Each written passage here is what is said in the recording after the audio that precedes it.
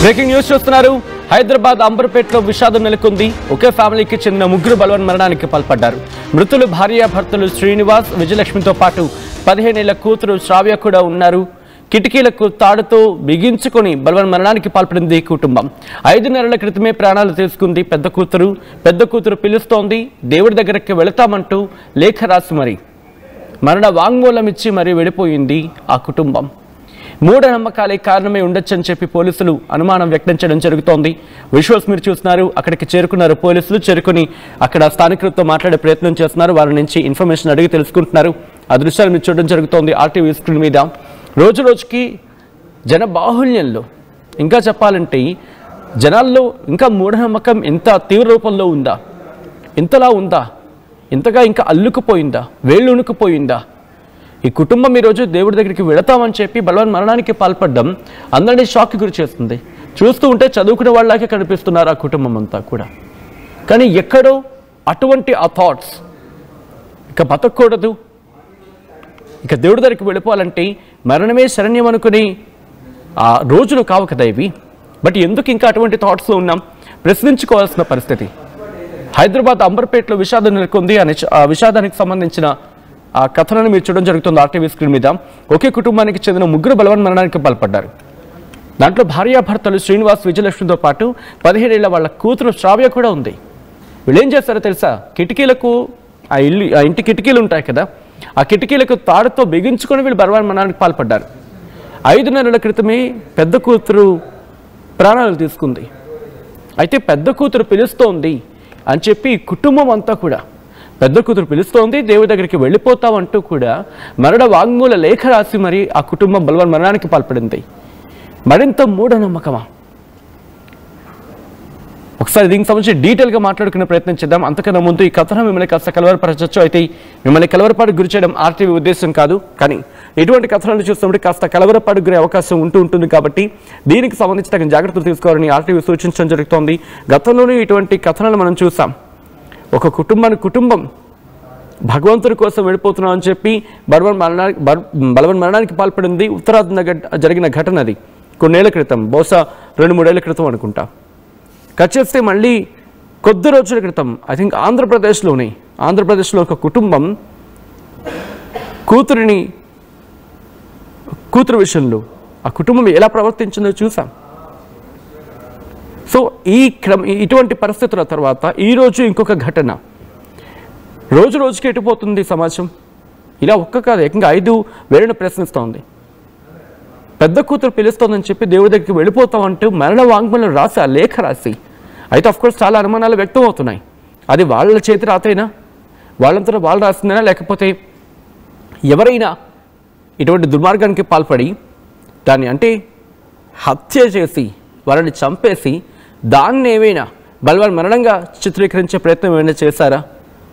ఇంకా అనేక కోణాల్లో కూడా దర్యాప్తు జరిగే అవకాశం ఇక్కడ క్లియర్ కట్గా కనిపిస్తోంది. డీటెయిల్గా మాట్లాడుకునే ప్రయత్నం చేద్దాం. మా ప్రతినిధి పవన్ అప్డేట్స్ అందించేందుకు సిద్ధంగా ఉన్నారు. పవన్, పూర్తి డీటెయిల్స్ ఏంటి? ఇన్వెస్టిగేషన్ ఎంతవరకు వచ్చింది? ఎటువంటి క్వశ్చన్స్ రైజ్ అవుతున్నాయి ఇన్వెస్టిగేషన్లో? Yes Sachin, Hyderabad Amberpet police station పరిధిలో మరో విషాద ఘటన చోటు చేసుకుంది. రామకృష్ణ నగర్ బాగంబర్పేట సమీపంలోని ఒక ఇంట్లో కిరాయికి ఉంటున్న భార్యాభర్తలు శ్రీనివాస్, వారి భార్య విజయలక్ష్మి, అలాగే వారి కుమార్తె 15 ఏళ్ల కూతురు శ్రావ్య ఊరేసుకొని ఆత్మహత్యకైతే పాల్పడ్డారు. చీరల సాయంతో కిటికీలకు ఉడివేసుకున్న ఈ ఘటన స్థానికులను ఒక్కసారిగా కలవరపరిచింది. ప్రాథమిక విచారణ మేరకు 5 నెలల క్రితం పెద్ద కూతురు కావ్య ఉరివేసుకుని మరణించిన ఘటనతో కుటుంబం తీవ్ర మానసిక వేదనకు గురైందని పోలీసులు భావిస్తా ఉన్నారు. ప్రస్తుతానికైతే ఆ స్థితిగతులు కుటుంబం ఈ దారుణ నిర్ణయానికి కారణమై ఉండొచ్చంటూ కూడా పోలీసులు అయితే అనుమానిస్తా ఉన్నారు. మృతదేహాలను పోస్టుమార్టం కోసం తరలించగా కేసు నమోదు చేసి విచారణ ప్రారంభించినట్లు అమర్పేట్ పోలీసులు అయితే తెలపడం జరిగింది. కుటుంబం ఆత్మహత్యకు దారితీసిన ఈ కారణాలు పూర్తి దర్యాప్తులో వివరిస్తామని కూడా చెప్తా ఉన్నారు. మరోవైపు స్థానికుల నుంచి అయితే కొన్ని భిన్న అభిప్రాయాలు అయితే వస్తా ఉన్నాయి. ఏదైతే మరి పెద్ద కుమార్తె చనిపోయింది, ఏదైతే కొద్ది రోజుల క్రితమే చనిపోయింది, 3 నెలల క్రితమే, దేవుడు మా కూతురుని తీసుకెళ్లిపోయాడు, మమ్మల్ని కూడా పిలుస్తున్నాడు, మేము కూడా మా పెద్ద కూతురు దగ్గరికి వెళ్ళిపోతాం అంటూ కూడా స్థానికులతో కొంచెం చర్చగా, అంటే వారితో మాట్లాడినట్టుగా చెప్తా ఉన్నారు స్థానికులు అయితే. సో దేవుడు పిలుస్తున్నాడు, నేను కూడా మా కూతురు దగ్గరికి వెళ్ళిపోతా, ఎక్కువ రోజులు ఉండవు అంటూ కూడా స్థానికులతో వీరు పదే పదే కొంచెం సంభాషణ వచ్చినప్పుడు వారు బాధ మాట్లాడుతూ మేము కూడా వెళ్ళిపోతామమ్మా బతకలేమంటూ ఆ స్థానికులతో కొన్ని ఎమోషనల్ అంటే బాధపడుతూ మాట్లాడిన కొన్ని సన్నివేశాలు జరిగాయంటూ కూడా స్థానికులు చెప్తా ఉన్నారు.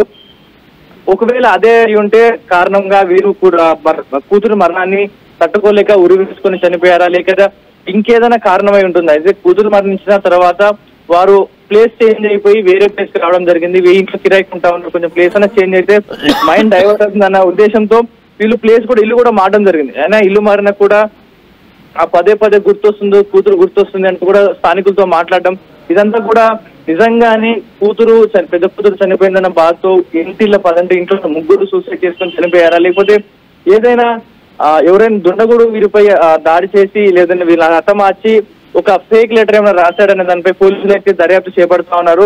కానీ పోలీసులు డోర్ తీసుకుని లోపలికి వెళ్ళే సమయంలో బాడీస్ కొంచెం కుళ్ళిపోయిన స్థితిలో అయితే కనిపించడం జరిగింది. కొంచెం భారీ దుర్వాసన రావడం జరిగింది. ఇంట్లోంచి జరిగిన 2-3 రోజుల తర్వాత స్మెల్ వచ్చి స్థానికులు చెప్తే తప్ప బయట వరకు ఎవరికి కూడా తెలియలేదు. కొంచెం ఆలస్యంగా వచ్చిన ఈ కేసు పోలీసులు అయితే కొంచెం సీరియస్ యాక్షన్ తీసుకుంటున్నట్టు కనపడతాం. ఎందుకంటే ముగ్గురు అంటే తల్లి, భార్య, భర్త, కూతురు ముగ్గురు ఒకేసారి చనిపోవడం స్థానికంగా ఉన్న కలవరపరుస్తా ఉంది. సో పోలీసులు ఈ కేసుని ఛేదిస్తామంటూ కూడా చెప్తా ఉన్నారు. Sachin. Right Pawan, thanks for update. మొత్తంగా అయితే మాత్రం మీ ఘటన 2 రోజుల క్రితం జరిగినట్టుగా తెలుస్తోంది.